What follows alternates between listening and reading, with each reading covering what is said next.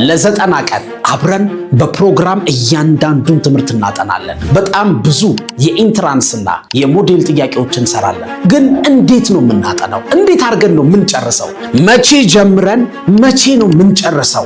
ማትስ ላይ ፋንክሽን የተባለው ቻፕተር 9ኛ ክፍል ትማሩታላችሁ። 10ኛ ክፍል ላይ አለ፣ 11ኛ ክፍል አለ። ስለዚህ ምን እናደርጋለን? ሶስቱን ቻፕተሮች አንድ ላይ ጨምቀን እናጠናቸዋለን። እንደዚህ ጭምቅ አድርገን አገናኝተን ስናጠና ማትስ 29 ቻፕተር የነበረው 10 ብቻ ይሆናል። ከዜሮ ጀምረን ነው የምናስረዳችሁ። ምክንያቱም 9ኛ ክፍል ከ4 ዓመት በፊት የተማራችሁትን ረስታችሁት ሊሆን ይችላል። ከዛ ውስጣችሁ ይረጋጋል፣ ኮንፊደንስ ይኖራችኋል።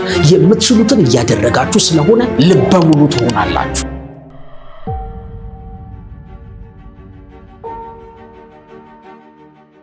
እስኪ አስቡት፣ የ12ኛ ክፍል ብሔራዊ ፈተና ነገ ነው። አንድ ቀን ቀርቶታል። ብዙ ታስባለህ፣ ትጨነቃለህ። ቆይ በወድቅስ? 250 ባመጣስ? ከ600 በጉጉት የሚጠብቁኝን ቤተሰቦቼን ምንድን ነው የምላቸው? ቀደም ብዬ መዘጋጀት ነበረብኝ። ወይኔ ጊዜን አባከንኩ። ሌላው ሲዘጋጅ እኔ ፈዘዝኩ። ቻፕተሩ በዛብኝ። ተስፋ ቆርጬ መዘጋጀት አቆም። የ12ኛ ክፍል ተማሪ ከሆንክ ጭንቀትህ፣ ሐሳብህ፣ ፍርሃትህ ይገባኛል። የተሸከምከውን ሸክም እረዳለሁ። አንዳንዴ እንቅልፍ አይወስድህም። ስለ ቀጣዩ የህይወትህ መስመር ታስባለህ። ደግሞ በዙሪያ ካሉት ሰዎች ማንም አይረዳህም። በቃ ትከሻህ ላይ የሆነ ከባድ ሸክም አለ። ፈተና አንድ ቀን በቀረበ ቁጥር እንደው ቶሎ ደርሶልኝ ተፈትኜ በተገላገልኩት እርፍ ባልኩ ትላለህ። በሌላ መልኩ ደግሞ አስበው እስኪ ፈተናው ሲወጣ አይዲ ነምበርህንና ስምህን ስታስገባ 530 የሚል ውጤት ብታይስ?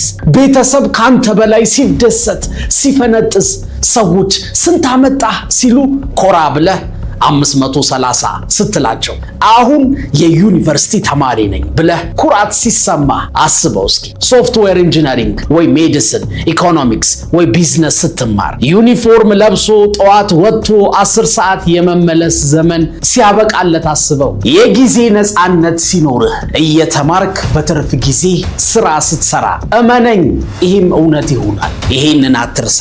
250 አምጥቶ የሚወድቀውን ተማሪ 530 አምጥቶ የሚያልፈውን ተማሪ የሚለየው ቀጣዩ 90 ቀን፣ ቀጣዩ 3 ወር በጣም ወሳኝ ነው። ታዲያ በ90 ቀን ብዘጋጅ አልፋለሁ፣ ከ500 በላይ አመጣለሁ ካልከኝ የኔ መልስ አዎ ታመጣለህ። 3 ነገር ግን ያስፈልግሃል እልሃለሁ። ማትስ ሊከብድህ፣ ፊዚክስ ልትጠላ፣ ሂስትሪ ወይም ባዮሎጂ አጥንተህ ልትረሳው ትችላለህ። ከዜሮ እኮ ነው የምጀምረው ልትለኝም ትችላለህ። መልሴ አሁንም አዎ ታልፋለህ ነው። ላነቃቃህ አይደለም፣ ተስፋ ልሰጥህ አይደለም። 3ቱን ነገሮች ስነግርህ አንተ ራስህ ልክ ነህ፣ እውነትህን ነው፣ ማለፍ እችላለሁ፣ እንደውም ከ500 በላይ አመጣለሁ ትለኛለህ። አንደኛ የሚያስፈልግህ ነገር ማይንድ ሴት ነው። ይሄ ጀስት መነሻ ነው።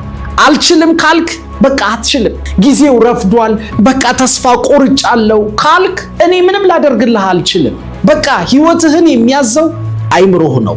ምንም ነገር እውነት ከመሆኑ በፊት በአይምሮ ታስቧል። አይምሮህን ካሳመንከው ህይወትህ ይቀየራል። አስቡት፣ ዝሆን ግዙፍ እንስሳ ነው። አንበሳ ከዝሆን አንጻር በጣም ትንሽዬ ነው። ግዙፉ ዝሆን አንበሳው ጋር ሲገናኝ ሲተያዩ ምንድን ነው የሚለው? ሊበላኝ የሚፈልገው እንስሳ መጣ ይላል። ይፈራል፣ ይደነግጣል። በቃ ምሳው ሊያደርገኝ ነው ይላል። አንበሳውስ ዝሆኑን ሲያየው ምንድን ነው የሚለው? ፈገግ እያለ ምሳዬ መጣ ይላል በኮንፊደንስ። አንበሳን የጫካ ንጉሥ ያደረገው ምንድን ነው? ግዝፈቱ አይደለም። እነ ዝሆን ግዙፍ ናቸው።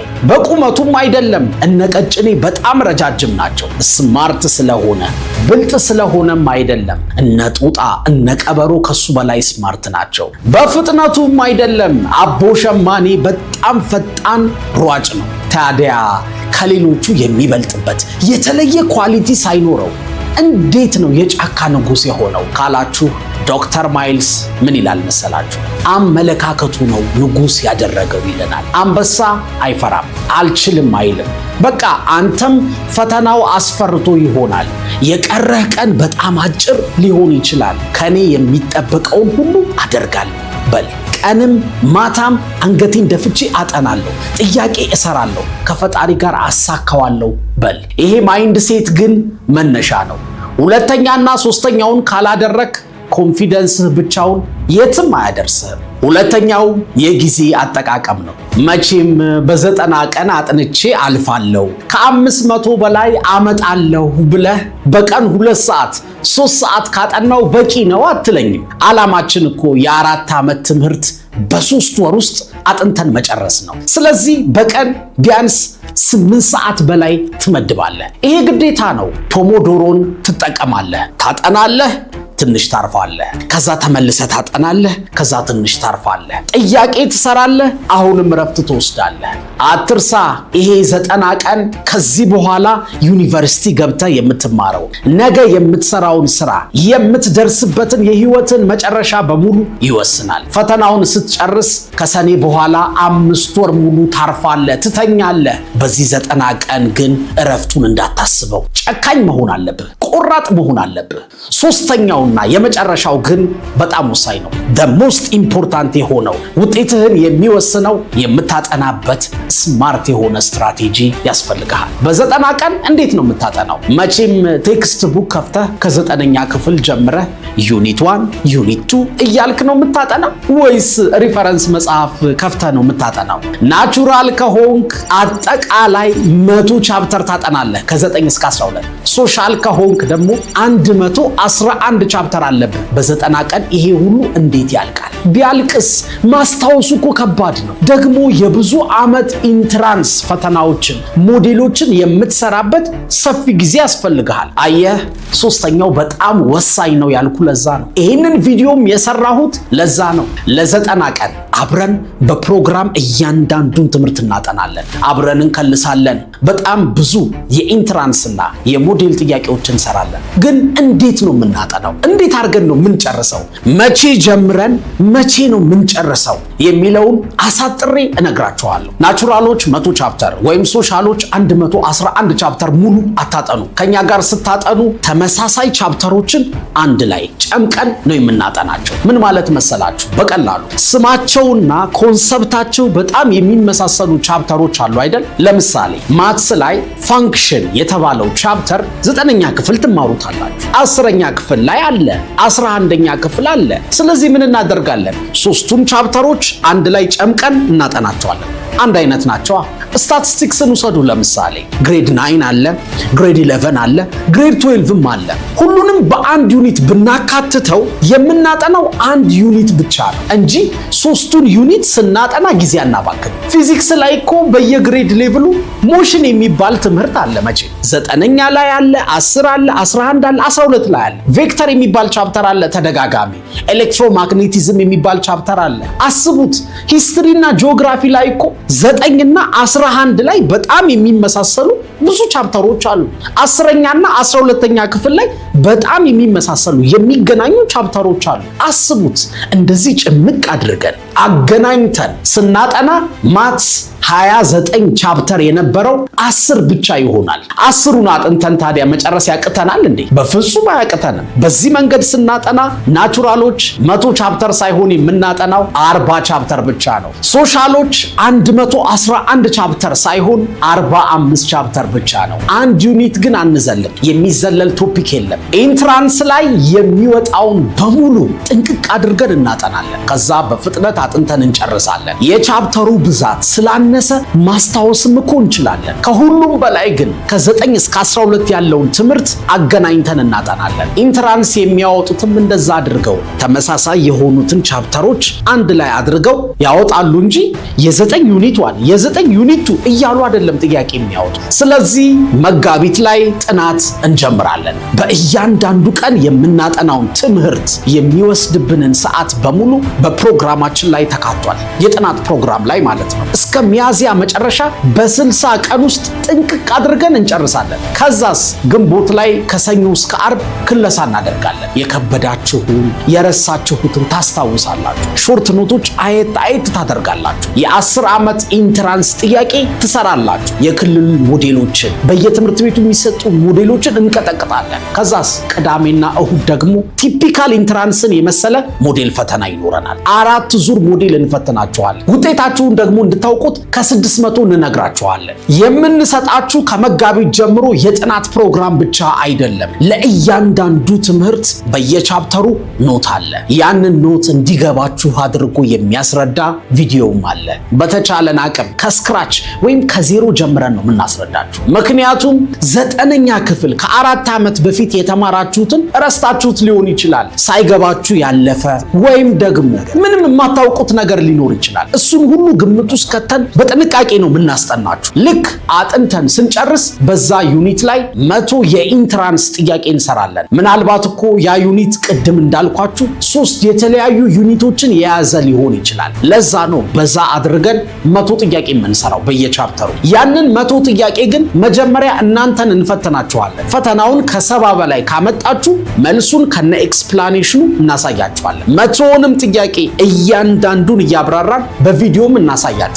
ከ70 በላይ ካላመጣችሁ ግን ድጋሚ አጥኑና ተፈተኑ እንላችኋለን። ምክንያቱም የኛን ፈተና ካልሰራችሁ ኢንትራንስም ይከብዳችኋል። ስለዚህ ከ70 በላይ እስክታመጡ ድረስ የመልሱን ቪዲዮ አንከፍትላችሁ። ደጋግማችሁ ጥያቄውን ትሰራላችሁ። ሌላው ኢንግሊሽ እና ኤስኤቲን በደንብ እናጠናለን። ኢንግሊሽ ግራመር ብቻ አይደለም፣ ፓሴጅ የምትሰሩበትን ስትራቴጂ እናሳያችኋለን። ብዙ ምንባብ አለ ኢንትራንስ ፈተና ላይ። ፓራግራፍ ኮሄረንስ፣ ኮሚኒኬሽን ሁሉ ያካትታል። ኤስኤቲ ላይም እንደዛው ቮካብለሪዎችን፣ አናሎጂዎችን፣ ኮዝ ኤንድ ኢፌክት፣ ሌሎችም የኤስኤቲ ማትሱንም ጨምረን ቅጥቅጥ እናደርጋለን። ይሄንን ሁሉ መጋቢትና ሚያዝያ ላይ ነው የምንጨርሰው። በነገራችን ላይ በቀን ከ8 ሰዓት በላይ ታጠናላችሁ። እያንዳንዱን ዩኒት ደጋግማችሁም ቢሆን እየሰራችሁ ከ70 በላይ ታመጣላችሁ። ከዛ ውስጣችሁ ይረጋጋል፣ ኮንፊደንስ ይኖራችኋል። የምትችሉትን እያደረጋችሁ ስለሆነ መጨነቅ፣ መፍራት ታቆማላችሁ። ቀኑ ደረሰ አልደረሰ አትሉም፣ ልበ ሙሉ ትሆናላችሁ። ኢንትራንስ ቀላል እንደሆነ ይገባችኋል። ግንቦት ላይ የምንፈትናችሁን 4 ሞዴሎች ውጤታችሁን ከ600 እንነግራችኋለን። ደካማ ጎናችሁን ታውቃላችሁ። ከዛ ይህንን ሁሉ አድርገን ስንጨርስ ፈተና ክፍል ስትገቡ እንዳትረበሹ፣ እንዳትደነግጡ፣ ብሔራዊ ፈተና ላይ ማለት በኮንፊደንስ የምታውቁትን ሁሉ እንድትሰሩ የፈተና ሳይኮሎጂ እንነግራችኋለን። ከዛ ፈረሱም ይኸው ሜዳውም ይኸው ገብታችሁ ኢንትራንሳችሁን ትፈተናላችሁ። ምርጥ አድርጋችሁ ትሰራላችሁ። ታዲያ በዚህ መንገድ አጥንተን ይህንን ሁሉ አድርገን እንዴት ነው ውጤታማ የማትሆኑት? እርግጠኛ ነኝ ድብና አድርጋችሁ ነው የምትሰሩት። ያለፈው ዓመት የጥናት ፕሮግራም ብቻ ነበረ ያወጣንላቸው። በራሳቸው አጥንተው ፈተና ብቻ ፈትነናቸው ከ400 ተማሪዎች ውስጥ 390 በምርጥ ውጤት ዩኒቨርሲቲ ገብተዋል። ለእናንተ ግን የጥናት ፕሮግራም ብቻ አይደለም፣ ኖት፣ ቪዲዮ፣ 4 ሞዴል ፈተናዎች ሁሉ አሉ። በነገራችን ላይ ለዚህ ዓመት ተፈታኞች ራሱ ከባለፈው ዓመት ክረምት ጀምሮ ስናዘጋጃቸው ነበር። በ2 ወር 9ና 10ን ጨርሰን አጥንተናል። ከመስከረም ጀምረን ደግሞ እንግሊሽና ኤስኤቲን ጨምረን አንድ ላይ አድርገን የ11ና የ12ኛ ክፍል ትምህርትን በሙሉ ለፊውቸር ኤክስ ተማሪዎች በ6 ወር ውስጥ አስጨርሰናቸዋል። ይሄኛው ግን ከባድ ነው። በ3 ወር ከ9 እስከ 12 ያለውን መጨረስ የማይታሰብ ነው። ከፈጣሪ ጋር ግን እናደርገዋለን። ማስጠናት፣ ጥያቄ ማሰራት ብቻ አይደለም የምናደርገው። ሁሌም ከጎናችሁ ነን። ሲደብራችሁ፣ ሲደክማችሁ፣ ተስፋ ስትቆርጡ ተነስ፣ አጥና፣ ጨርሰው ዛሬ ፈተናውን ተፈተን። ዲስፕሊን ግዴታ ነው እንልሃለን ጠዋትና ማታ። እኛ ጋር ከጀመርክ መዘናጋት አይፈቀድም፣ አንፋታህም። አንተ ግን ምንድን ነው ያሰብከው? አሁን ቆራጥ ሆነህ ካልጀመርክ መቼ ልትጀምር?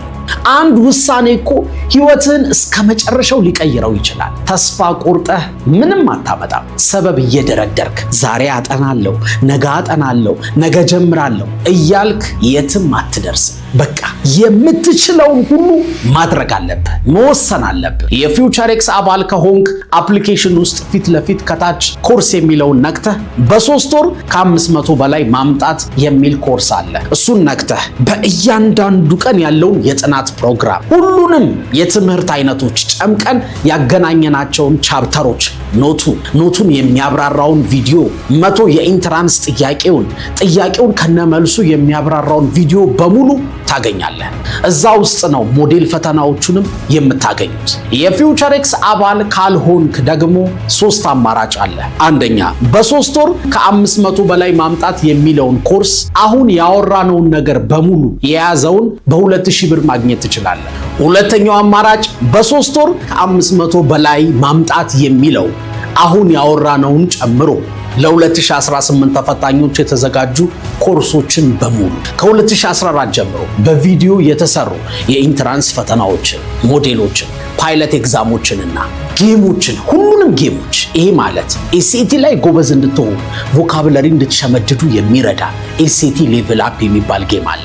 እሱን የ10 ዓመት ኢንትራንስ ፈተና ከነ መልሱና ከነ ማብራሪያው የያዘ ኢትዮ ኢንትራንስ የሚባል አለ። ከፈተና በፊት ደግሞ ሁሉንም የማትስ፣ የፊዚክስ፣ የኬሚስትሪ፣ የሌሎችንም ትምህርቶች ፎርሙላዎችን፣ የባዮሎጂ፣ የሂስትሪ ተርሞችን፣ ዴፊኒሽኖች እንድትሸመድዳቸው እንድታስታውሳቸው የሚረዳ በጣም ለፈተና የሚያግዝ ፍላሽ ካርድ የሚባልም አለ። እነዚህን ሁሉ ደግሞ አንድ ላይ ከፈለክ በ3000 ብር ታገኛለህ። ሶስተኛውና የመጨረሻው አማራጭ ደግሞ ፊውቸርኤክስ ላይ ያለውን ኮርስ በሙሉ ከ9 እስከ 12ኛ ክፍል ያሉትን ኮርሶች፣ አድቫንስድ ሪቪዥኖች፣ ኤስኤቲ ላይ እንግሊሽ ላይ የተሰሩ ኮርሶችን፣ ከትምህርት ውጪ ደግሞ አጋዥ የሆኑ ኮርሶችን ፊውቸርኤክስ ውስጥ ያለውን ሁሉንም ነገር በ4000 ብር ማግኘት ይቻላል። ከ3ቱ ፓኬጆች ውስጥ አንዱን ምረጥና ቶሎ ጀምር። መወሰን አለብህ። ጊዜው እየሄደ ነው በጣም። በነገራችን ላይ በ90 ቀን ውስጥ እንዴት እንደምናስጠናችሁ ለማወቅ በነፃ የመጀመሪያውን ዊክ ማየት ይቻላል። ለመጀመር ካሰባችሁ ግን ፊውቸርኤክስ አፕሊኬሽን ውስጥ እንደገባችሁ ፊት ለፊት ሆም ላይ አሁን እንዴት ልጀምር የሚል ምልክት አለ። እሱን ነክታችሁ እዛ ላይ የሚላችሁን ነገር አድርጋችሁ ወዲያውኑ መጀመር ትችላላችሁ። ከፈጣሪ ጋር ያሰብነው በሙሉ ይሳካል። በርቱ። ሁሉም ሰው የዘራውን ነው የሚያጭደው። ጊዜውን ተጠቅሞ ስማርት በሆነ መንገድ ያጠና ተማሪ የልፋቱን ያገኛል። እስከ ፈተናው ፍጻሜ ድረስ ከጎናችሁ ሆነን ከኛ የሚጠበቀውን ሁሉ እናደርጋለን። በ90 ቀን የጥናት ፕሮግራማችን እንገናኝ። ለሁላችሁም የ12ኛ ክፍል ተፈታኞች መልካሙን ሁሉ እመኝላችኋለሁ። ይቅናችሁ። ፈጣሪ ይርዳችሁ። ቴንክ ዩ